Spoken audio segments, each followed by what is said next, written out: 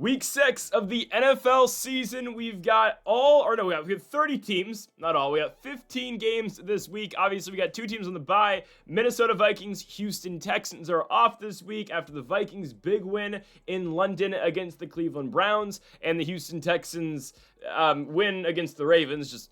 We didn't get any Woody Marks action, but it's okay. We've got 15 games this week, folks, and before we get into it, make sure to hit that subscribe button down below for some more NFL predictions here on the channel. Later in the week, we will post both of our best bet videos early Saturday morning or Saturday at noon. We'll have our 5 best money line and spread bets, and then later on the day on Friday, probably at 5 p.m., we're going to have our 5 best player props. So make sure to stay tuned throughout the week for more NFL content here on the channel. Our college football best bets went out yesterday. It is the longest video on my channel. It is 4 hours and 11 minutes long of college football week 7 predictions, all 56 games. You're not going to miss that one. Make sure to check that out in the description down below. Also, on Greedo Plays MMA this week, our daily MLB best bets. And on Greedo Plays MMA this week, our Charles Oliveira and Mateus Gamrot full card predictions from Rio de Janeiro, Brazil, obviously, for the UFC's Fight Night event down there in Brazil. Okay, on now to the first of 15 games, folks. Before we get into it, make sure to hit that subscribe button down below for more. The NFL's getting fun right now. It is, right?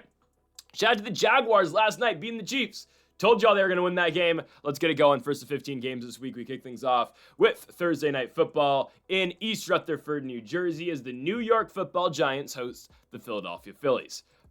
The Giants with a disappointing outcome last week against New Orleans. Good thing I did not put that in the best bets video. New Orleans wins it by 14 points. Cam Scatterboo fumbles, which was maybe the most eventful part of that game. No, I mean, the Giants were in it until they weren't. Right, a competitive game early, Giants up 14-3. You're thinking, okay, they're just going to roll over New Orleans. No, Saints go out there and they pick up their first win. Giants now go to 0-3 on the road. This is a little concerning because you look at the Giants' schedule now, and obviously it starts with this week, and you just look, all right, Philly this week, to Denver, to Philly, Niners, in Chicago, don't care. Packers, at Detroit, okay. It's just like every week now, it is a difficult game, and oh, I hate that for a rookie quarterback. Now, was Jackson Dart's game against the Chargers good? It was. They won. But now you lose New Orleans on the road and you come back for a short week against Philadelphia. Oh, I hate it. I absolutely hate it. I don't like the short week for a young quarterback. And look at Philadelphia, who lost last week. 21-17 loss against the Denver Broncos. What I will say right now about the Philadelphia Phillies is they're not as good as, I guess, their record shows. They're 4-1. Guys, the way I'm looking at it right now for Philly, I don't know if they win their own division. Okay, I'm just going to say that. Next 3 games should be winnable. I don't know if they can win in Minnesota next week. We'll see about that. They could then get the Giants. But coming out the bye week, man, in Green Bay, Detroit game, the Cowboys can be tricky on the road. Chargers in Los Angeles on a Monday night. There, and then obviously you got 2 games against the Commanders and the Bills to close the last 3 games of the year. It's a very rough schedule for Philadelphia. They go out there and beat the Broncos, they lose the Broncos. And Jalen Hurts looks good is what I was trying to get across. That was the only positive I could say. A.J. Brown still not doing the most, 5 catches for 43 yards, and your ground game doesn't get going. You really don't go to it at all. You don't really tush-push that much. Saquon's got 6 carries for 30 yards. Jalen Hurts throws for 280 yards, but the second half, it was abysmal. Straight up, there's no other way to put it. Broncos get on the board first. Philly then scores 17 consecutive points. Jalen Hurts with a dump-off pass to Saquon Barkley. That Barkley takes 47 yards to the house, and then 3 straight scores by the Broncos ends the game. Philly gets a shot with a Hail Mary at the end of the game. Hurts throws it up, and he tries to chase it down himself, which, it is what it is. I've never thought of that one before. But back-to-back scores in the fourth quarter for the Broncos wins the game. J.K. Dobbins rushing touchdown, Evan Ingram touchdown, obviously, from Bo Nix, then Will Lutz tacked on to make it a 4-point lead. I think Philly goes into New York and destroys the Giants. And this is not, I will say this now, this is not because I'm blown away by the Philadelphia Eagles. I'm not at all.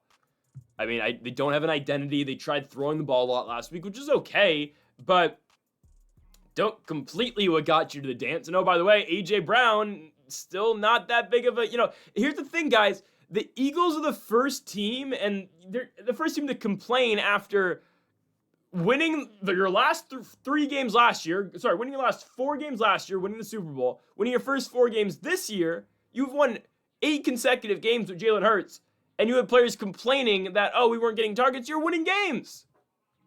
You're 4-0. And now, okay, you go into the Broncos game, you beat Tampa, you don't complete a pass in the second half, but you go into the Broncos game, and now, oh, we have to switch things up because we got to keep Devontae happy. We got to keep A.J. Brown happy. Do what's gotten you there. I mean, was it boring the way they beat the Chiefs? It was. They got the job done. And you try something else, you lose to Denver. They will beat New York, not because of, oh, the Eagles have figured it out. It's just the Giants aren't that great. I like Jackson Dart, but the team around him is not very good. Eagles should be able to win. They should be able to dominate. I would expect them to really get the run game going, and I just expect a traditional Eagles-type victory in this game. They'll cover 7.5. This game will be over in the second half in the third quarter. But I think Philly's in trouble. I think next week in Minnesota, Vikings coming off a bye. First game in the States in about a month. That's going to be difficult for Philadelphia. We'll cross that bridge, though, when we get there. Going on now to the Sunday games, we start things off in London, England, as we've got the New York Jets taking on the Denver Broncos. So, again, we just talked about Philadelphia losing to Denver, and here are now the Denver Broncos, who are 3-2. I told you at the beginning of the season, this team was pretty much a lock to make it to the postseason, and here we are. An absolutely huge win for that team, man. I mean, you're a 2-2 club going into that game. You lost a game off of a leverage call and a game-winning field goal in Indianapolis. You lose via a game-winning field goal by Cameron Dicker in Los Angeles to the Los Angeles Chargers. And then back-to-back victories, obviously, in Monday Night Football against the Bengals, and then that win in Philadelphia against the Eagles. And now you get two layup games. Let's call it how it is. You get Jets here in England. You get Giants back in Denver next week. We're looking at a 5-2 Broncos team, potentially, guys. 6-2 with the win over the Cowboys, 7-2 Texans, 8-2 Raiders. They should be rolling into that Chiefs game in Denver on the 16th of November, 8-2. There's not a team on that schedule that can beat them. Maybe, the Cowboys? Potentially. Javonte Williams' revenge game. I think the Broncos are going to be 8-2, though, going into that Chiefs game. I said I thought it was going to be 7-3. Because I thought they were going to lose to the Eagles, but they proved me wrong. The Broncos are a good football team. And I've said this, again, I've continued to say this. I just thought it was going to be tough for them to beat Philadelphia. Everything's coming together. Down early, no need to fear. Here's Bo Nix. Defense locks in. It's still a phenomenal defense. It's the best defense in all of football. The Cleveland Browns. No, I'm going to take the Denver defense still. They struggled a little bit early in the year, but really, grand scheme of things, they've struggled against one offense, and that's the Indianapolis Colts. And we know how dynamic and just how straight up good the Colts offense is. Indiana Jones. He's not Danny Dimes anymore. Indiana Jones, Jonathan Taylor, Tyler Warren, Michael Pittman. I mean, that is an explosive offense. That's the only team that's seen success against the Broncos defense so far. The Jets will not be the second. I mean, the New York Jets, 0-5, and now you got to go to London, and you're going to be 0-6. I'd hate to be them right now. I mean, that flight to London's going to suck. It just is. Justin Fields, he shows up in garbage times, that's what I'll say. Has not really performed when it's mattered. Breece Hall had a great game. That's awesome. Good on Breece Hall. Make my fantasy team, look good. But it's not a good offense. Aaron Glenn's 0-5 as the head coach of the New York Jets. Maybe he shouldn't have, had a Rodgers fly all the way in across the country just to let him go 3 minutes into the conversation. Maybe he shouldn't have done that. I don't know. But the Jets are it's just another doom season for New York. And I have to say it again. I said it last year. Maybe if you didn't give up on the guy that you used the number 2 overall pick with and didn't scapegoat him, maybe you'd be fine. Because there's not been a quarterback in New York for the Jets who has played well since Zach Wilson. That includes Aaron Rodgers. That includes now Justin Fields. Maybe you shouldn't have scapegoated the guy who had you at 6-3 halfway through the year. And then you benched him because of one loss and you were 6-4. And you finished 7-10 because Mike White came in and went 1-4 as a starting quarterback. But he throws for a bunch of yards and we're losing shootouts now. Dumbass franchise. This is what you get. You get nothing but losing. And yeah, Bryce Young's going into New York and beating you two next week. The franchise deserves it. They just do. They just do. Breece Hall's about to get traded. I don't know what's going to go on with Garrett Wilson. This is what the Jets deserve. Look at how much success Rodgers is having in Pittsburgh too. Yep. This is what you deserve. I just need Zach Wilson to get a chance, man. I need one chance from Zach Wilson. Anyways, everything's coming together for the Broncos, man. I mean, J.K. Dobbins run the ball really well. The Cortland Sutton, Bo Nix connection is really ramping up, man. I mean, we thought we saw a lot of it last year. Oh, we're seeing even more now. Denver's a really good football team. They will have no troubles in London against the New York Jets. They should blow out the New York Jets. This defense will not let Justin Fields score, okay? The Jets will not score more than 14 points. They'll probably get some garbage time points in there as well. But Bo Nix in the offense is moving with Cortland Sutton. I like the Broncos quite a bit right now. Give me Denver to win the football game and cover the 7 points. There's a reason right now Denver is 3-2. They got a better record than the Chiefs, and we'll get to Kansas City later. They are in trouble. But give me Denver to win and cover 7 points in London against the Jets. Next up, we go to the Sunday morning games, and not the very early morning game, obviously, in London. We go to Lucas Oil Stadium for the Indianapolis Colts and the Arizona Cardinals. I'm convinced the Arizona Cardinals were trying to lose last week. I'm so convinced they were actively trying to lose that game. The Tennessee Titans go into Glendale, Arizona, and beat the Arizona Cardinals. Yep. Heard that one right. Tennessee Titans go in there and win. And that game would have been over if DeMercado didn't pull an A.D. Mitchell and drop the football as he's running into the end zone. Unbelievable stuff. Amari DeMercado, yeah, you're never seeing the field again, buddy. You're not seeing it. You were already kind of operating as number 3 last week because of Bam Knight, the third-year man out of NC State, was getting more run than him. Yeah, DeMercado's not seeing the field anymore. He is completely in the doghouse, obviously, with Gannon over there in Arizona. But it's brutal, man, what's going on with the Arizona Cardinals. I mean, you're up big in that game. Kyler Murray has the weird moment where he wasn't really looking for the snap, and it hits him in the face mask, and he gets knocked out of the game because he fumbled. It was weird. He came right back in after, but you lose the ball in that fumble. It's just you're up 3-21 you're up 6-21 in the fourth quarter. And I mean, you pick off Cam Ward, fumbles, the corner fumbles, Tyler Lockett recovers the ball in the end zone, and then Joey Sly, who's been horrible this season, knocks in a 29-yard field goal, saves his job, and wins the game for the Tennessee Titans. They're 1-4. So a week after, Cam Ward said, "We ass. We've lost a quarter of our effing games." Well, the Tennessee Titans win Game 5, and Cam Ward goes on when teams do their social media posts, Cam Ward gets on the Titans phone, says, "Titans fans, big win tonight. We needed to get this one, and we're going to try to win a couple more games this year." You're going to try to win a couple more games? I mean, hey, at least he knows what expectations he has this season. That does not, again, we'll get to Tennessee later, but for the Arizona Cardinals, you suck.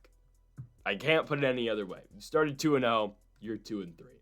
You should have won that game in Santa Clara. You should have won the game on Thursday night against the Seahawks, and you should beat the Titans. You actually could be 5-0 right now. And now you got to go to Indianapolis. You got the Packers. You got to go to Dallas, to Seattle, Niners, Jags, Bucks, Rams. Do they win any of those games? I'm completely serious with you. Do they win a single one of those games? You could very easily right now be 5-0. Easily be 5-0. There's a very good chance you're going to be 2-10. Oh my goodness. Indianapolis, best offense in football? That's Tampa. That's no Detroit, Tampa. Indianapolis third? This team, man. 40-6 victory over the Vegas Raiders. And do the Vegas Raiders suck? They do. They're not good. But how about the Indianapolis Colts? And how about Indiana Jones? What a game. I mean, it's not like always putting up the best yards, but Indiana Jones does everything they need him to do. Jonathan Taylor, 3 touchdowns. Amir Abdullah got one, which is weird. Michael Pittman gets in the end zone.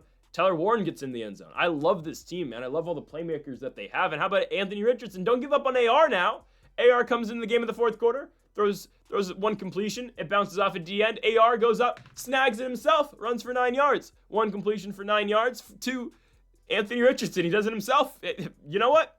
He should be playing tight end. I don't know. Probably should. It's okay. It's like a high school football philosophy with Anthony Richardson, right? You have 2 good players. Let's get the backup on the field. Let's use both of our guys. I mean, obviously AR is not better than Daniel Jones. Very clearly not better than Daniel Jones. Let's put Anthony Richardson in some spots on offense, Just saying. I know the Colts have completely given up on the guy, and he's probably going to get traded, but that's okay. Again, Daniel Jones is better. We know that. The Colts would be probably like 1-4 they are right now. Yeah, probably. We're riding this Colts wave, man. We're going to keep riding it here. They're going to dominate Arizona. Guys, that is a season-defining loss Arizona just took against Tennessee. And the Colts should dominate this game. Again, I can't tell you how much I love this Colts offense right now. They have so many weapons. Daniel Jones is playing well. Jonathan Taylor is playing well. It's a very good football team. I'm going to take them to cover 6.5. They're at home in Indianapolis. Arizona, this team sucks. I'm going to take the Colts. I want to, Marvin Harrison's grab in the end zone was great. I know he's down at the 1 yard line against Tennessee, but how do you choke that game, man? Yeah, I had no confidence in the Cards. Give me Indianapolis to win at home. Next up, we go to Miami, Florida, as the Miami Dolphins take on the Los Angeles Chargers. I need everyone on the Chargers to just play better. I'm dead ass. Other than obviously, Herbert. Herbert's fine, man. I'm not trying to push the if man propaganda right now, but I'm going to. Okay. Can we get Herbert some help, please? Please, can we get the guy a little bit of help? Can the O-line start blocking? Can the O-line stop holding? Can we get a running back now? Because Omarion Hampton's out for, a month? Najee Harris out for the season. Justin Herbert's running backs now are Kamani Vidal and Hassan Haskins. Nothing can go right for this. Actually, no. No. Actually, I'm not gonna sit here and feel sorry for Justin Herbert because how can you feel sorry for this guy? I mean, come on. Anyways, no, Herbert needs help though, legitimately. Like that drive they had against the Commanders, it's the second half drive. They're already losing at this point after they blew their 10-0 lead. But I mean, it's the same drive where Herbert converts on like a 2nd and 20 because they had a holding, right? Herbert converts on 2nd and 20. Nope, gets called back because of a holding. It's like 2nd and 28, and Herbert still finds Keenan Allen for a first down. No, another holding. I mean, the Commanders played a good game, and it was a very huge win for Washington going cross-country and going to Los Angeles and beating the Chargers. But, I mean, it's hard to win football games when Justin Herbert's your leading rusher. And that's a problem now because they don't have a running back. If I'm the Chargers, I am immediately trading for Breece Hall. I'm telling the Jets, do not let Breece Hall get on that plane to London. We need him now. I mean, that's immediately what I'm doing if I'm the Chargers. I am getting Breece Hall. They should do it. You have nothing to lose. And when Hampton comes back, use both of them. Who cares? Najee's not coming back this season. Quentin Johnston's fumbling the ball. I mean, it's just like they could have gone up 17-0. Well, they were going to. McConkey had the punt return touchdown, but he got called back because of a hold. They just got in their own way. And it's not usually what you see out of a Harbaugh-coached football team. Taking on the Dolphins, I'm done with Miami. I am. I'm just done with them. Tua played all right. Eric Collins was on commentary for that game. It was hilarious. Devon Achane was their leading rusher with 16 yards. Whatever. We know, again, this team's not going to be as good without Tyreek Hill. Told you last week Darren Waller was going to see a huge bump in targets and catches and yards, and that's exactly what happened. And I expect Darren Waller legitimately to finish as a top 5 tight end in fantasy football this year. Like, expect that to happen. So that's why I picked him in the 13th round. But I have no hope for the Dolphins. You choked that game on the road against Carolina. Tua didn't play poorly. He found Jalen Waddle over the top. I mean, again, Eric Collins going crazy. Tagovailoa. I mean, what a game that was to watch, even though I'm sitting there watching my Dolphins money line slip just die in front of me. But it's okay. Miami's not beating the Chargers. I don't care how badly the Chargers played last week, and I don't care how badly they didn't take advantage of opportunity. They are not winning this football game. They are not. Miami's going to lose at home here. The Chargers will go to Miami and dominate. I know it's a cross-country trip, but what screams to you the Dolphins can beat Los Angeles? Well, the Chargers played poorly last week. Eventually, that's going to figure itself out. The running back situation, that sucks still. That's horrible. But everything else, they'll be okay. Herbert's still a top 5 quarterback in football. He just had no help last week. The Chargers are going to be okay. They're going to win this game against the Dolphins, and they will cover as well. Give me -4.5 on the road for the Los Angeles Chargers to go out there and beat the Miami Dolphins again down in South Beach. We go on now to our next game, and we move to the Superdome. As the New England Patriots go on the road, and they're only a 3.5-point favorite on the New Orleans Saints. Now, I have my theory on this, why the Patriots are only a 3.5-point favorite, and hear me out here. It's because it'd be such a buy high spot. Is that the right way to put this? It's because, it's because I guess it's a buy low. I don't know. My words are tough. It's because Vegas is expecting people to overreact to the Patriots because of their big victory against the Buffalo Bills. You know what? I'm not trying to overreact here. I think the Patriots are going to the playoffs. And and if you've been watching, I have been a very harsh critic of the New England Patriots. Just because, I didn't think Drake May was that good. And yes, I've watched Drake May play. I watched him in college. I've watched him with the Patriots. Going to Buffalo and winning and having a performance like that, okay, I'm sold. Okay. I'm not going to hear me speak that negatively about Drake May anymore. Okay, that's the franchise guy. Because to me, my thing with the Patriots and Drake May was always, I don't really know if he's your franchise guy. In the AFC, where every team has their franchise quarterback and young franchise quarterback. I mean, seriously, you can go down the list. Hell, I even include a guy like Tua, because he's technically their franchise guy. Bills, Josh Allen. Dolphins, Tua. Bengals, Joe Burrow. Ravens, Lamar Jackson. Jaguars, Trevor Lawrence. Texans, CJ Stroud. Titans, Cam Ward. Chargers, Justin Herbert. Broncos, Bo Nix. Chiefs, Patrick Mahomes. I didn't know if I could include Drake May in that list. And not to say again, he's not better than a guy like Cameron Ward or a guy like CJ Stroud, but I didn't know if he was the guy that the Patriots really were Tua. I didn't know if he was going to be the guy the Patriots really put all of that money into and say, okay, you're the franchise guy. No, they can. 100% they can. I mean, that gutsy effort. It's just that play alone where he's being dragged down. He still finds a way to get it off on 1st and 10 to Stephon Diggs. That play in the final drive of the game in Buffalo changes everything. Because if May gets sacked, or hell, even he just throws the ball out, it's 2nd and 10 or 2nd and long, and either Buffalo's getting the football back or you're going to overtime. In this overtime system, they were not going to beat the Buffalo Bills in Buffalo, okay? Josh Allen would have scored a touchdown, and I don't know what the Patriots would have done on the other side of the ball. So Drake May's ability to get the ball off and get it to Stephon Diggs, who, by the way, had 150 yards last week in his return to Orchard Park, phenomenal job. Could not have asked for a better game out of Drake May, and I'm sold now. So I'm looking at this game. They're going to New Orleans. They're only 3.5-point favorites. I don't care. They're covering this line. If you go to Buffalo, you can go to New Orleans. And it's not because, they're, I'm not overreacting. I saw what I saw. The Patriots are a good football. Well, no, Drake May's a good football player. The rest of the team, jury's out. I'm looking at their schedule, and I kind of am going to believe they're going to go to the postseason. Don't want to get carried away now. I don't want to get carried away. Look at their schedule, guys. Saints win, Titans win, Browns win, Falcons win, Bucks loss, Jets win, Bengals win before Burrow, yes. Giants win, Buffalo L, probably in the second matchup, Ravens, Lamar will be back L, Jets win, Dolphins win. We're looking at 11 victories for the New England Patriots, or 10 victories in 2025. We're looking at 11 or 10 wins. Probably get you in as a 6 or a 7 seed. Just saying. They need to utilize Travion Henderson more. Antonio Gibson's injured and out for the season. That sucks.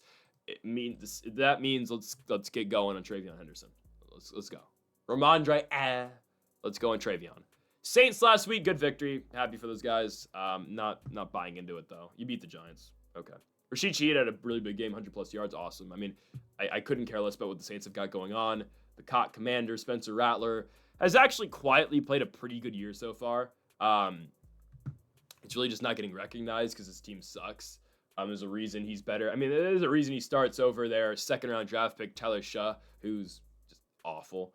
No, I can't say that. He's just not that good. He's not an NFL starter.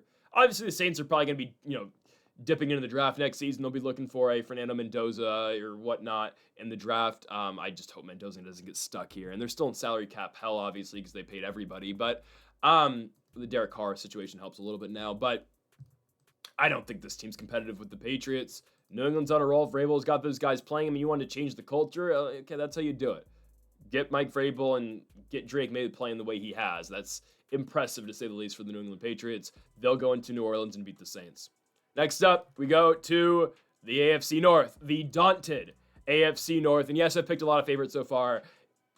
I just pick who I think is going to win. Okay, and I pick, lines. I haven't seen an underdog yet that I like, so bear with me. There will be some, but not yet. I'm taking the Steelers to beat the Cleveland Browns. Did Dylan Gabriel play poorly? No, he didn't. He did not play poorly against Minnesota and London. Was it a rough spot for him just in general? Yeah, going to London for your first NFL start isn't ideal. What he did do was completely lock in on the tight ends, and that's fine. David Njoku, after not really getting targeted with Joe Flacco, even though Flacco's first tenure with Cleveland, it was all David Njoku.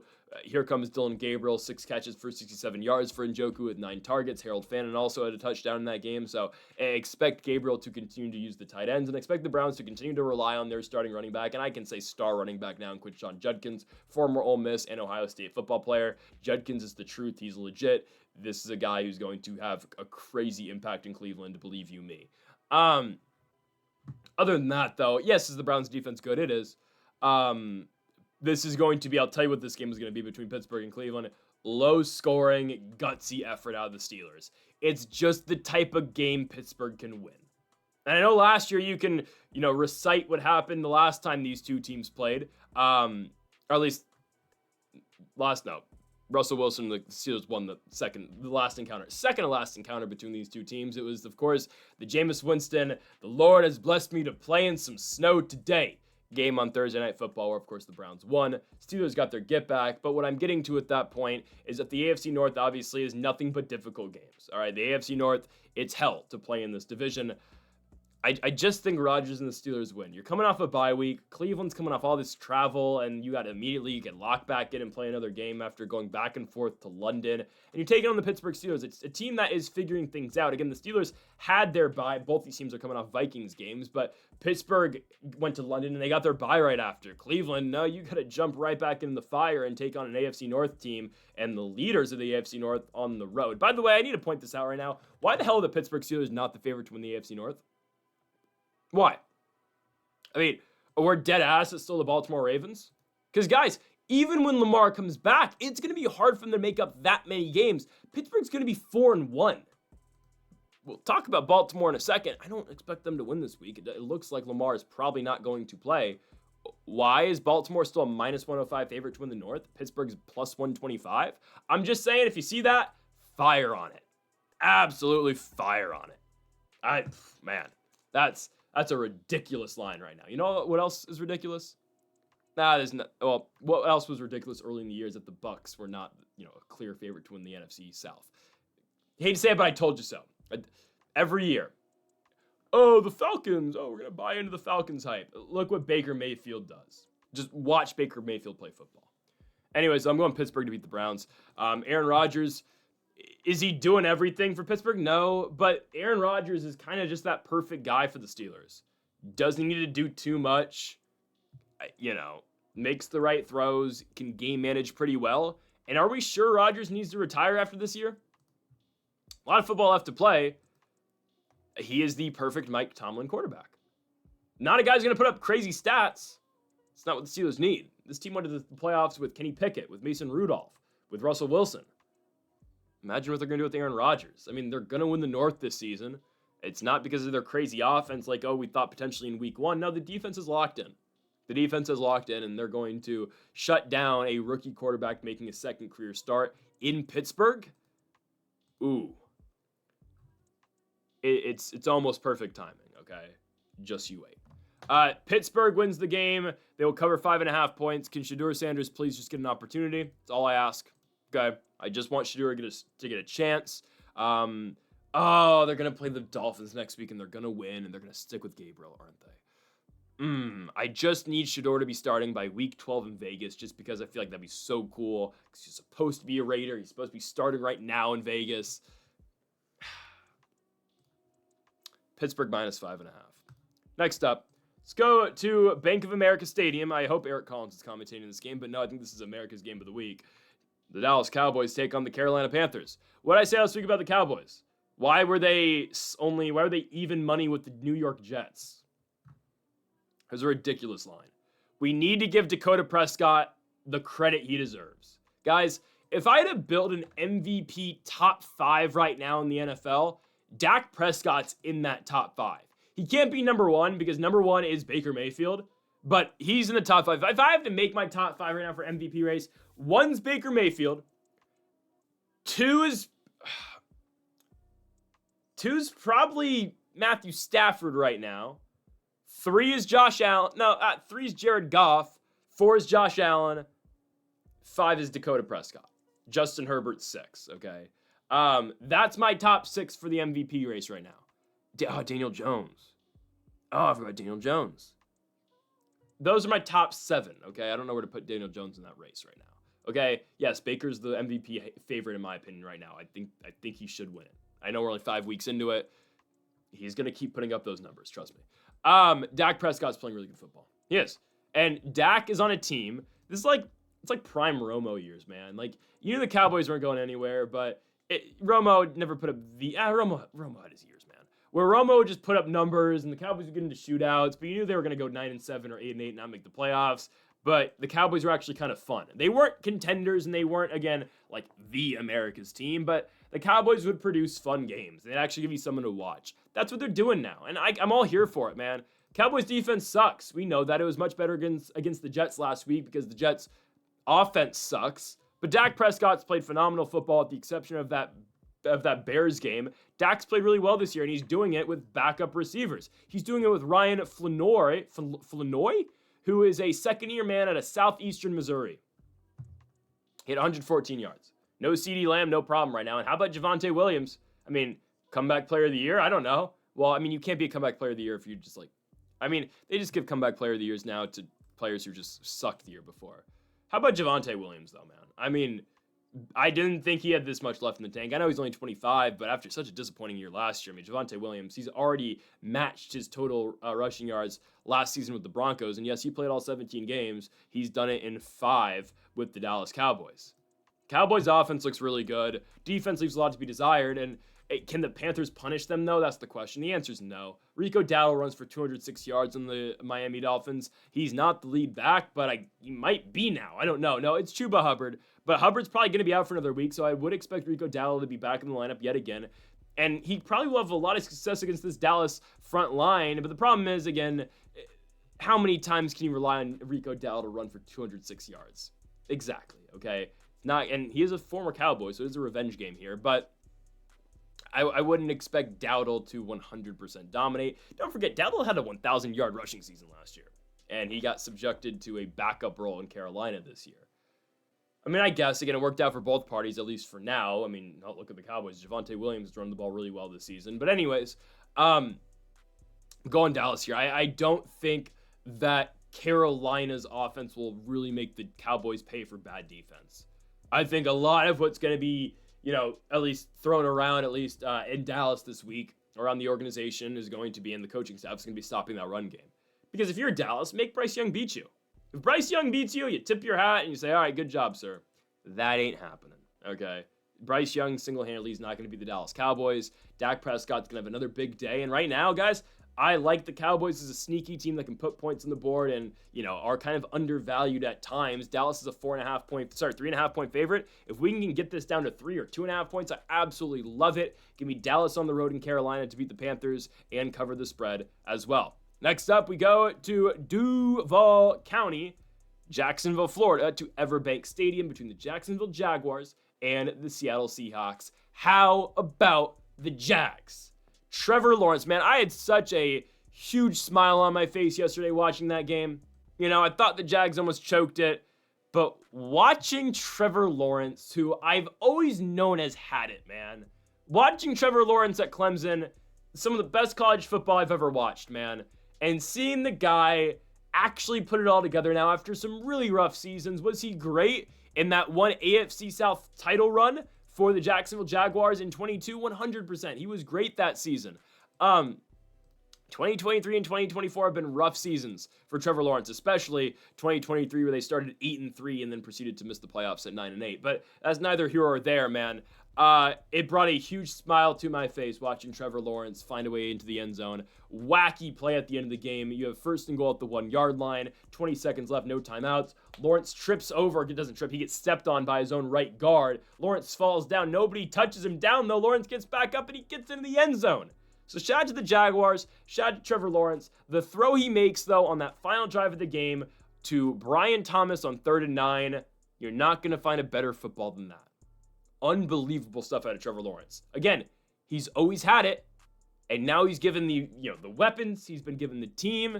I think Liam Cohen, who's a very quarterback-friendly coach, really benefits Lawrence as well. Now, they need to figure out the run game. Etienne's been really good for the first half of the season, first quarter of the season. He did not do much damage in week 5. It was all Trevor Lawrence on the ground. He was the Jags' lead rusher with 54. But Now, okay, Brian Thomas is getting the confidence back, and Travis Hunter's fully involved too. That big 101 ball, the deep route that Lawrence hit Trav on, or Hunter on the double move. Yeah, the Jags are figuring it out, guys. They're 100% figuring it out. Can we start talking about the Jaguars as a postseason team? They're a contender now. You beat the Chiefs, you're a contender. And look at their schedule. Again, I went over this a little bit with the Patriots, but look what the Jags have got going on here, okay? Seattle this week. We're going to talk about that in a second. Rams in London. Okay, the Jags kind of live in London, all right? So I don't know, maybe. Bye week, Raiders, Texans, win-win. Chargers, we'll see. Arizona win, Tennessee win, Colts, Jets win, Broncos, Colts, Tennessee. Guys, we're looking at 10 or 11 wins for the Jaguars this season. Defense is good. Sure, they struggled with the Chiefs. It's the Chiefs. Chiefs put multiple long 80-yard drives together. So when I look at this game between the Jaguars and the Seahawks, I love what the Jaguars have got going defensively. You're making the Seahawks go cross-country. This is the second longest trip a team can make in the NFL. Third. I don't know if Tampa's, I don't know my Florida geography, but it's one of the longest trips you can make in the entire National Football League. Going all the way to Jacksonville from the Pacific Northwest. My question is, I don't know if this is a longer trip than Tampa or not. It's not. Okay, it's the third longest trip you can make in all football. Jacksonville's more north in Florida than Tampa is. It doesn't matter. I mean, this is a long trip you have to make. It's the trip the Bucs made last week and still did it, but that team's just built different. Baker's just that guy, okay? That just didn't fit my agenda last week, so I didn't talk about it. I'm joking, obviously. But, guys, the Jags are the better team right now. They are. Defense, again, they struggled against the Chiefs. It is what it is. I think, again, in spots, they played well. Same thing against Seattle. Seattle's going to score, sure, but this Jags defense is nice, and this Jags offense is figuring it out. Baker Mayfield completely toasts the Seahawks defense. Expect Jacksonville to see a lot of success, too. Now that Trevor Lawrence is playing with confidence, this is the best T-Law we've seen since 2022, and I'm so happy, man. I absolutely love watching Trevor Lawrence play football, and I'm glad, again, he's the franchise guy. They've already said that, obviously. They paid him like a franchise quarterback, and now you're seeing the results come through, okay? These next 2 weeks are absolutely huge for the Jaguars. They need to come out of this at least with a split to go into the bye week at 5-2, be absolutely massive for the franchise going into the bye 5-2 and staring down a Vegas and a Houston matchup right after it, too. Teams playing good football. For Seattle, yeah, looked really good last week, but ultimately, Darnold throws a big interception to Levante David. David gets the interception back, essentially, the one that he missed in Houston in week 2. He finally gets it in Seattle. I mean, for the Seahawks, your defense didn't play well, but the problem, it's just Bucs have the second best offense, if not the best offense in football. Nobody's been able to hold them just yet. You just got outplayed by Tampa, who I would argue is the second best team in the NFL right now. I mean, seriously. You could argue they're one. I'd say their defense holds them back. Right now, the best team in the NFL is the Detroit Lions. Number 2 is the Tampa Bay Buccaneers. I mean, I think 3 is the Indianapolis Colts. Teams that I've been very high on all year long, by the way. Just don't forget that, okay? I'm taking the Jacksonville Jaguars to beat the Seahawks. Again, Seahawks did not play a bad game last week, but now you got to go all the way on the road after a demoralizing loss like that. You almost had it at home, and you lose it. Now you got to go cross-country to play the Jags. Jags playing with a lot of momentum. They're still at home. I got to go with the Jacksonville Jaguars to beat the Seattle Seahawks. Love this spot, too, -115. We're rolling with the Jaguars all year long, man. This is Trevor Lawrence's opportunity to finally show himself with a very good team, and he's taking the ball and running with it. Absolutely love it, man. Let's go Jags this week. Next up, Baltimore, Maryland, M&T Bank Stadium. Baltimore Ravens take on the Los Angeles Rams. Now, a lot of this will be dependent on if Lamar Jackson plays or not. So obviously, Vegas is expecting no Lamar Jackson. And I will tell you how this line will get moved and shifted if Lamar doesn't play or not, okay? If Lamar doesn't play, this line's going to end up at 12.5. Give or take, maybe 11.5. If Lamar does play, you're probably looking at 4.5 point favorites for the Rams. I don't mind 7.5 right now. I don't think Jackson's playing. Last report is that Lamar's got an outside shot, according to Jay Glazer from Fox. He's got an outside shot to play this week. I don't believe Lamar Jackson's playing. I just don't. Even if Lamar does play, guys, this team is in such trouble. Their entire defense is injured. Like, they're missing 5-6 starters on the defense. You're missing a couple offensive linemen. And obviously, the biggest factor is Lamar Jackson. Lamar Jackson, when healthy, is a top 2 quarterback in football. Again, Baker's right there to me now in the top 5. Again, Jared Goff's playing tremendously. Justin Herbert's a great quarterback. Dak's playing really well this season. So is Daniel Jones. But still, the consensus number 1 and number 2. I don't care. Again, the orders, however you want to put it. I believe Allen's number 1, but it's Josh Allen and it's Lamar Jackson. Obviously, 1A and 1B last year in the MVP race. So that's the amount of, or that is the, that's the difference Lamar Jackson makes when he's playing. Take him away and you get games like last week. And sure, defense could not stop Houston, which is a joke because we know what the Texans have done all year long. But you lose the game 44-10. Cooper Rush, doesn't play the best. But here's the thing. The Ravens are talking about starting Snoop Hundley this week. They're talking about starting Snoop, who's on the practice squad right now. He got elevated as the backup quarterback last week. Huntley's back. I think his actual official name now is Snoop Huntley, not Tyler Huntley, who's a former Pro Bowler, by the way. But they're talking about starting Snoop Huntley, which makes sense. What doesn't make sense, though, is why would you sign Cooper Rush to be the backup in the first place? He doesn't fit what the Ravens do.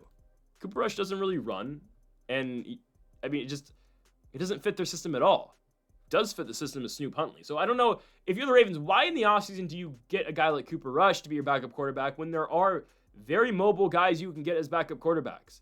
Because not all mobile quarterbacks work. Unless you are a crazy talent like Lamar Jackson, like Josh Allen, mobile quarterbacks aren't always the best guys to go out and get. Like, if I was the Baltimore Ravens, I'm looking for a backup quarterback, I'm getting Marcus Mariota. I know the Commanders value him a lot, but I'm saying, okay, what do you want for Mariota? That's my backup quarterback. Because, yeah, is he not gonna do what Lamar Jackson does? Obviously not. But Mariota can still do a lot of run that pistol-ish, Ravens look. Russell Wilson, right? Yeah. But Mariota be the guy I'd want. I know the Commanders value him quite a bit, but I'm okay. What do you want from Mariota? Because now you're stuck in this problem. Again, Huntley is the best backup they can go to right now, at least in the available options. They need to go Snoop Huntley this week, but he's no Lamar. Nobody's Lamar. And look at the Rams. I know they lose last week to the San Francisco 49ers. Return of the Mac, man. How about Mac Jones? So happy for the guy. But Rams lose in overtime. Kyron Williams kind of sells the bag. It's okay. Matthew Stafford's playing really well. Stafford, the yardage he's putting up on a week-by-week basis, it's a tough offense to go out there and beat. The Ravens cannot keep up with this team right now. And how about Puka Nacua? After the offseason this man had, he's going to lead the NFL in receiving yards. Right now, Puka Nacua is on pace to break the single-season receiving yard record. Will he do it? Probably not. Puka in 5 games has 600 yards. Only 2 touchdowns, but Nacua is that guy, okay? And there was a debate if he was a top 3 there was an actual debate if he was a top 3 receiver in the offseason. It's pretty clear. It's Puka, it's Jefferson, it's Chase. I think Puka may be 1. It's probably Justin Jefferson still number 1, but Nacua is just that good. And obviously he plays with Matt Stafford. So I'm taking the Rams to dominate the Ravens. The Ravens will not be able to keep up, and their defense just sucks right now. So Rams win the game. They cover 7.5. Again, this line will move depending on the Lamar decision. But the fact that they're talking, Harbaugh's talking about Snoop Huntley makes me believe, yeah, Lamar's not playing this week. Next up, we go to the afternoon games, and here's your underdog. The Tennessee Titans go to Vegas and beat the Raiders, okay? Now, would I bet the money line upright? Probably not outright. I'd probably bet on the spread, and again, Friday morning or Friday at noon, give or take, we will have our best bets, so stay tuned to that, or look forward to that, I guess, for spreads and money lines. But I'm gonna go with the Titans here. I'm gonna go with Tennessee in this spot. Titans with a huge come from behind win last week against the Cardinals. Awesome. The Raiders are worse than the Cardinals. The Raiders may be the worst team in the NFL right now. No, it's the Jets. But my goodness, how bad are the Las Vegas Raiders? And look at Geno Smith, man. He is horrible. I said it week 1. Why did you give him 3 years? 1 year, sure. 2 years, fine. Kirk Cousins' plan. 3 years, are we dead ass? I know Tom's thinking about suiting up. I know he is. I know Tom's watching these games, and he's getting the itch to throw the ball at Jacoby Myers and Trey Tucker, But Geno Smith has been horrible. There's no other way to put it. Had a great week 1 in New England. They've looked absolutely god-awful since. They don't play competitive. They played a competitive game against the Bears. The Bears aren't good, so you're not telling me otherwise there. No, I actually think the Bears are actually not too bad. But the game last week, the Vegas Raiders played in Indianapolis. Holy crap, is it bad. What is Geno doing half the time? And you know it's bad when Pete Carroll has to say after the game in the post-game press conference, a reporter asks him, why is Geno Smith playing in the fourth quarter in a 36-point football game or 34-point football game? And that's a very fair question. Pete Carroll says, well, we need to get practice. We need to get reps in. Okay. It's not like he's a rookie quarterback. Geno Smith is 34 years old. He's played in your system for years, and we need to get reps, game action. It's a veteran quarterback. I'm sorry, guys. Geno Smith might not be a starting NFL quarterback anymore. He's got 9 picks in 5 games. There's a reason he was a backup for a very long time in Seattle after it didn't work out in New York. Okay, there's a reason. And yes, he had that really good 4-year run. I think it may be over, guys. Away from Seattle, I think it's over for Geno as a starter in this league. Obviously, Vegas is paying him, so he'll be around, and that's the dilemma they're in. Well, okay, we want to go somewhere else next year, fine, but you gave him 3 years. Yeah, he's on the books. I don't know. Again, it's a Kirk Cousins-esque situation that they dug themselves into. I think Tennessee can win this game, guys. I know, again, are the Titans gifted opportunities after opportunities after opportunities in that game with the Arizona Cardinals? They are, okay? The Cardinals tried their hardest to get the Tennessee Titans back in the game. But I do give a lot of credit to the Titans' ability to fight back. How about, again, Tyler Lockett? If he doesn't jump on that fumble in the end zone, doesn't give up on the play, they don't win that game. You know? It's a gutsy effort out of Tennessee going on the road and winning.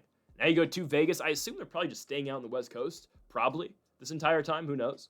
They're going to beat the Raiders, I think. Again, the 5.5 points is the better bet. I can't trust the Raiders to do anything. Yeah, Ashton Genty, sure. Yeah. It's hard to just run the ball, though, when you have no threat of throwing the football, and teams aren't scared of your quarterback, and teams aren't scared of you throwing the ball and, throwing the ball. I think Cam Ward played a decent game last week. I think he played the best game of his career so far in the NFL. I get he threw that bad pick, but obviously, again, the fumble recovery for a touchdown for Lockett. I think the balls that Ward was throwing downfield to Calvin Ridley held the game-winning drive. You're down 2 points. Okay, big shot over the top. Cam Ward finds Calvin Ridley. Ridley had 131 yards. Again, that's the best performance he's had all season long. So I like the Titans to go out here and cover on the road against Vegas. The Raiders are just that pitiful, so I got to go with the Titans here. And Cam Ward, again, there is some momentum brewing. There is some confidence brewing. I got to go with Tennessee on the road to beat the Raiders. Next up, we go to Lambeau Field and we go to Green Bay, Wisconsin, the biggest spread of the week. Packers minus 14.5 points against the Cincinnati Bengals. Obviously, there should be no doubt in your mind, and there's no doubt in my mind, that the Green Bay Packers will not win this football game. Obviously, they will do that. The bigger question, though, is can they cover 14.5 points? My answer to that question is no. It's no. You're a great team. You're a good team. Taking on a bad team in the Bengals. It's still the National Football League. These are still professional football players on both sides of the ball. It's hard to beat anybody by 15 points. Especially a Bengals team last week who showed fight. I know, is it a lot of garbage time points at Paycor last week against the Lions? It is. But hell, if you want to play this game, backdoor covers are a real thing. If you, again, this was not a ticket last week, but if you had Detroit minus 14.5, it does not cover. Obviously, the line was, I think, 12 or 11.5. And obviously, the Lions covered both of those. Detroit only wins the game by 13 points last week. Now, do the Bengals have a problem at quarterback? Obviously. Joe Burrow's not back until December, and the Bengals are kind of waving the white flag already because of the fact that they are sticking with Jake Browning. There has been nothing, at least there's nothing with the Bengals camp or with Zach Taylor. They have kind of committed to Jake Browning, kind of. I don't think they've officially said he's the quarterback this week, but I'll tell you this, Brett Rypien's not your solution off the bench. So if Cincinnati was serious about this season, they would look elsewhere for a quarterback in 2025. Not Brett Rypien, who was a backup in Los Angeles 2 years ago, was with the Broncos to start his career, played at Boise State. That's your 29-year-old backup's not your solution. Is he better than Browning? No, I'll tell you this. No, he's not. Browning made some horrible decisions with the football. He was fighting back, though, late in that game when it was already over, sure, but he was just kind of saying, Jamar Chase somewhere. You need to look elsewhere for your starting quarterback right now because you're not going to have Burrow back for another 8 weeks. You need to find somebody. Again, Russell Wilson is sitting in New York as a backup quarterback. Am I confident he's still starting quarterback in the league? I don't know. This would be his last chance. Joe Flacco is a backup quarterback in Cleveland. I know it's an interdivision trade. I don't think the Browns are really too pressed about that. And that would give the Browns a chance to start or at least make Shedeur Sanders the backup quarterback. Yes, there's no veteran presence there anymore. Okay, I'm serious. throw Brett Rypien in the trade back to Cleveland and get a veteran presence, like something like that, legitimately. Or the Browns can go sign AJ McCarron or something. I don't know, right? You could go out and get Joe Flacco. Tyrod Taylor is a backup playing in New York. He could start on your football team and, again, just be a bridge. Obviously, Russ would be number one. I think I'd go Flacco, too. I don't think the Commanders are willing to get rid of Mariota, but there's a guy. I don't think the Niners are willing to get rid of Mac Jones. They definitely would not. Not at all. But there are quarterbacks. Jacoby Brissett, who played in Cleveland last year, or 2 years ago was in Cleveland. He could be a guy. Jameis Winston, third-string quarterback in New York right now for the Giants. That's a guy. There are quarterbacks that you can pursue and try to get. Jake Browning's not that guy. Again, I think the upper tier are going to be the two Giants quarterbacks in Winston and in Wilson, and I think Joe Flacco could definitely be a very solid replacement too in Cleveland. I think Joe Flacco throwing to Jamar Chase would be kind of interesting for a little bit, but you got to try something. Kirk Cousins also with the Atlanta Falcons. There's another one too. There are quarterbacks you can try to go out and get, and at least try to tell your team, okay, we're gonna try something to be competitive. Anthony Richardson. I know you don't want to commit to Richardson, obviously, because you can't, because you have Joe Burrow, but there's another guy. Gardner Minshew.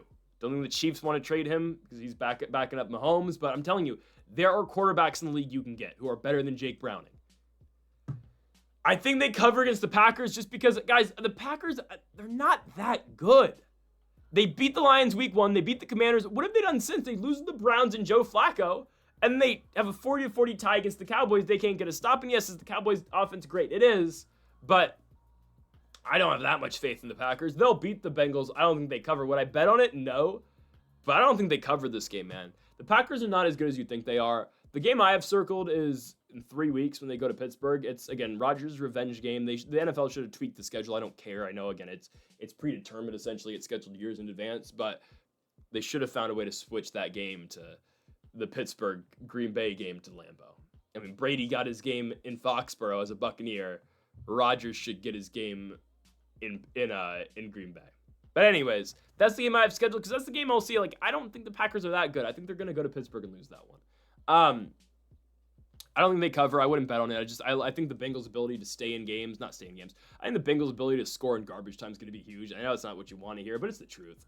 Like, they scored in garbage time and stayed in it a little bit with Detroit. So I'm going to take Bengals plus 14.5. Packers obviously win. Do not bet the football game. Instead, bet this.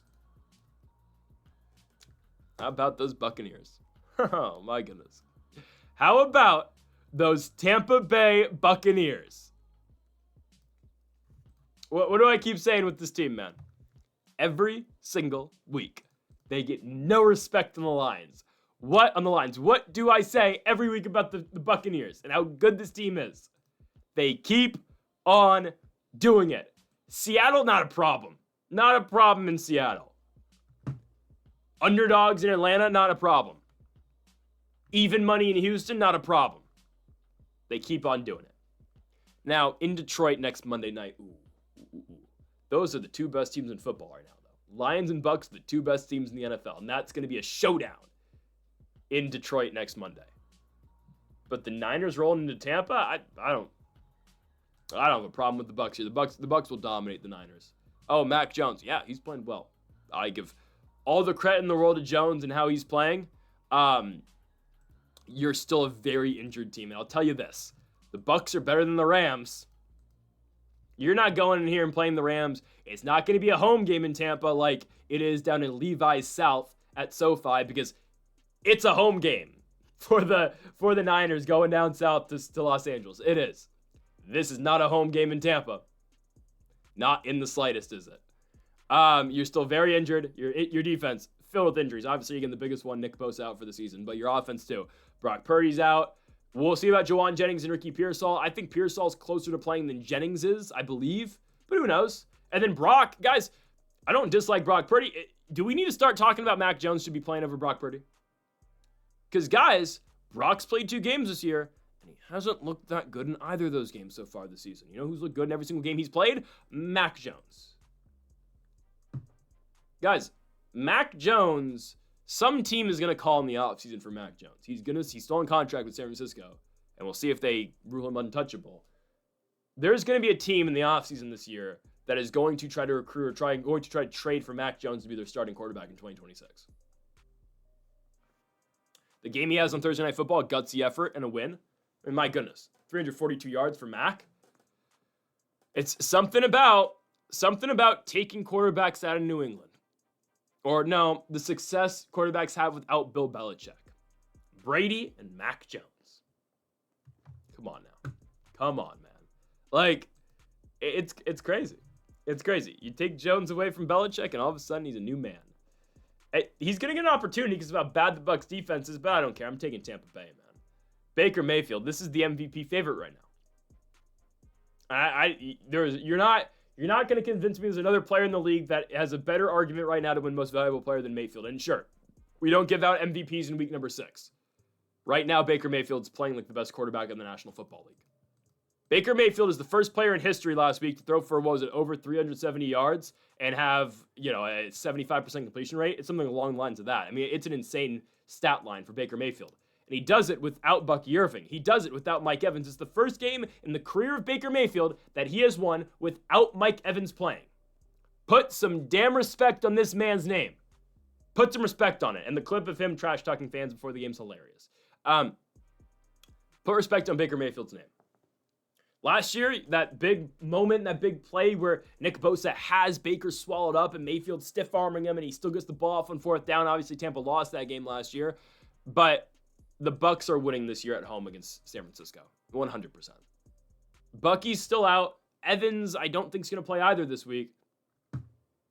Baker Mayfield's the quarterback. If Baker Mayfield's putting the uniform on, which he does every single week, they will win. Christian McCaffrey for the Niners having a great year. Don't get me wrong. McCaffrey, not really killing teams with the run game. It's the pass catching ability is where McCaffrey's making his money right now. Guys, is it crazy to say I'm picking Tampa? I'm a big Tampa guy. Am I crazy to say I want Brock Purdy back this week? I'd rather play Brock Purdy than Mac Jones. Maybe that comes back to bite me in the ass. I don't think so. I think Mac Jones runs a better quarterback, especially with the injuries Brock's playing through right now. I'm taking a healthy Mac or a relatively healthy Mac over injured Brock Purdy, who's trying to, play through injuries. Give me Tampa. Give me Emeka Egbuka, who's the best offensive or the best rookie in the class. Emeka Egbuka. What a find for the Buccaneers. Just wait till Godwin continues to get going more and more. Tampa's just that good, man. Give me the Buccaneers at home -2.5. Absolutely love that team. Just like how I love this team too. The Detroit Lions. The showdown next week on Monday Night Football is unbelievable. I can't wait. Lions-Tampa, rematch of the 2023 divisional round in Detroit. The only one of 2 games the Lions lost last season was against Tampa at Ford Field. That's happening next week. First, though, Lions-Chiefs, Sunday Night Football. Give me Detroit. Guys, get Detroit while you can at this price. They will win this football game. And I don't have a doubt in my mind they won't do it. They are so much better than the Chiefs. So much better. Remember the last time Detroit went to Kansas City? Week 1, 2023? Yeah, opening day. They won. The Detroit Lions are the best team in the National Football League. They have the best offense in the league. Their defense is pretty damn good, too. I love Tampa. The Lions are the best team in the NFL. And I believe right now the Lions are winning the Super Bowl. I think they are. We're going to get an NFC Championship game of Detroit and Tampa. And Detroit will go on to the Super Bowl and probably beat the Buffalo Bills. Okay, this is their year. I keep saying this every week. But the fact that they have a tough schedule and the fact that they are in dogfights every single week is helping them so much. And sure, were the last 3 weeks the dogfights we thought they were going to be at the start of the season? No. Here you go. Go out there and beat Kansas City, who, guys, you don't want to, the media doesn't want to have this conversation. The league doesn't want to have this conversation. There's a definite chance the Chiefs miss the playoffs in 2025. Guys, I think they're going to go 9-8. They're going to lose this week against the Lions. That's 2-4. They'll beat the Raiders. Lose to the Commanders. 2-5. Sorry, 3-5. Lose to the Bills. That's 3-6. Lose in Denver. That's 3-7. Colts, I'll give them that. They're at home. Kansas City, I'll give them that. On the road. I think that's Thanksgiving. That's what, 4-7. Chargers. I think the Chargers get them again. That's 4-8. And then win in Tennessee, win in Denver, win in Vegas. Okay, that equates to 9-8. I missed some games. I did my math wrong there. But that's 9-8. Those are the teams they're going to lose to, okay? They're going to lose this week to the Lions. They're losing to the Commanders. They're losing to the Bills, losing in Denver, and they will lose to the Chargers when the Chargers come to Kansas City because Justin Herbert owns the Chiefs now. They will not get in the playoffs at 9-8. Again, remember what I said earlier? Patriots 10-win team, Jaguars 10-win team. The wild cards are going to those squads, and they're going to Denver as well, or the Chargers, whoever doesn't win the AFC West. Do I think Kansas City's a better team than, the Patriots? Probably. I don't know, though. Are they better than Jacksonville? Well, we saw last night they're not. That's what happens when you can't run the ball. And it's also a thing of their schedule's really difficult. And Jacksonville, who beat them, but the Patriots, they don't have tough schedules. I'm telling you right now, this is something I'll map out the AFC right now for you, okay? AFC East winner is going to be the Buffalo Bills. The Patriots will have 10 or 11 wins. They'll probably get into. The way they're playing right now with their easy schedule, probably. AFC South, Colts will probably win it. Jags probably going to get into. AFC North, just the Steelers. AFC West, Chargers or Broncos win it. Whoever doesn't win it will be the wild card. Chiefs are going to be on the outside looking in this year, man. That might be a bold take, and I don't know what the odds are for the Kansas City Chiefs to miss the postseason, but that's how I see it right now. They just aren't that good. Their defense is not that good. Offense, it's getting there, and they're working their long, sustained drives where, again, they just march down the field. They're just not that great, though, man. The Chiefs are still the second highest favorites to win the AFC. I don't see it at all. They're not that good. The Chiefs to miss the playoffs right now is plus 185. Ooh. Do I want to take that? The Jaguars actually have a better chance. Odds-wise, the Jags have a better chance to make the playoffs than the Chiefs. That's so hilarious. But yeah, you look at the schedules and yeah. How do the Broncos have a less percent chance to make the playoffs than the Chiefs? Are we watching the games? Give me the Lions. Give me the Lions. Guys, the Chiefs won't be able to keep up. Lions are going to score every time they touch the ball. Sunday night, Dan Campbell, Jared Goff, Amon-Ra, Jahmyr Gibbs, Sunday Night Football. Good luck. Good luck with this team. They will score every single time they touch the ball. Amon-Ra St. Brown, the numbers he's putting up this year, insane. Amon-Ra, 8 catches a game, 100 yards a game. That's just what he does. And all the weapons. Sam Laporta, Jahmyr Gibbs, David Montgomery, who passes and runs for a touchdown in week number 5. And how about Jared Goff? The model of consistency in the National Football League. A guy who's going to finish his career top 10 all time in passing yards, Jared Goff. Don't just believe me. Look at the stats. Look at what he does on a yearly basis. That's just how good Jared Goff is. And I'm sick and tired of Jared Goff not getting the respect he deserves. Goff is just that good, and he's just that good every single year in the National Football League. The Chiefs' offense is better. You still don't run the ball at all. Your defense got torched by the Jags. A Jags team that couldn't run the ball either. Yeah. Give me the Detroit Lions. Pretty easily give me Detroit here. It's crazy the odds are where they're at. I'm telling you, I don't care what environment they're in. Detroit's got the ball rolling again. Detroit will win the Super Bowl. They will be the number 1 seed in the NFC. This is their year. The only team that can stop them is a guy down in Tampa named Baker Mayfield. But we'll get to that, of course, in January. So we'll hold it on that for now. 2 Monday Night Football games this week. Oh, the Atlanta Falcons. Yeah. Love watching the Falcons play football. We will be watching. Actually, no, I have to watch this game because, oh, man, they're going to make me watch a Falcons game because, oh, man. Because I'm not going to miss a Josh Allen game. So, anyways.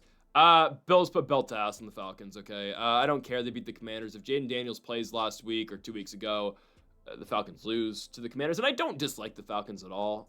No, I kind of do. I have nothing against the Falcons. I'm just sick of the media portrayal of Atlanta every single season.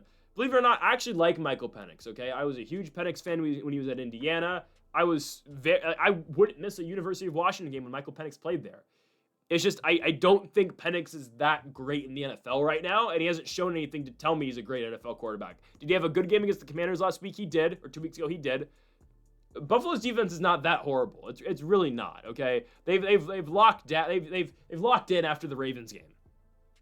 You lose one game to the Patriots, so what? Again, I thought there was a possibility for a potential undefeated season for the Buffalo Bills. Again, before you call me crazy, look at their schedule, look at the teams they're playing. They do not play difficult opponents for the rest of the year, okay? Like, it's still not it's still, you could easily say they're going to go 15-2 still. Again, I wasn't straight up saying, oh, they're going to go undefeated. I was saying there's a possibility for it. To me, I'm looking at the schedule. I'm seeing 15-2 for the Buffalo Bills. I am.